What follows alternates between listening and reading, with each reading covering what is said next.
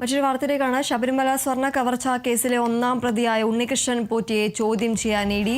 ജാമ്യം കിട്ടി പുറത്തിറങ്ങിയാൽ ഉടൻ ചോദ്യം ചെയ്യും. ചോദ്യം ചെയ്യലിനായി ഇ ഡി അന്വേഷണ ഉദ്യോഗസ്ഥർ സമൻസ് തയ്യാറാക്കി. ജാമ്യം കിട്ടിയാൽ ഇന്ന് തന്നെ പോറ്റിക്ക് സമൻസ് അയക്കും.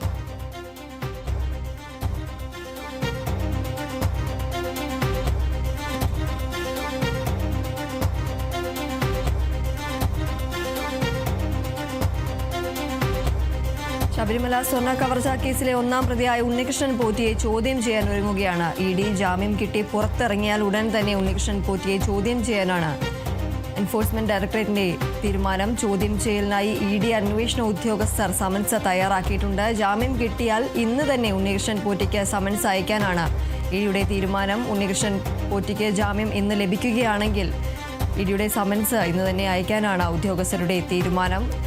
ഉണ്ണികൃഷ്ണൻ പോറ്റിയെ ചോദ്യം ചെയ്യലിനായി ഇ ഡി അന്വേഷണ ഉദ്യോഗസ്ഥർ സമൻസ് അടക്കം തയ്യാറാക്കിയിട്ടുണ്ട്.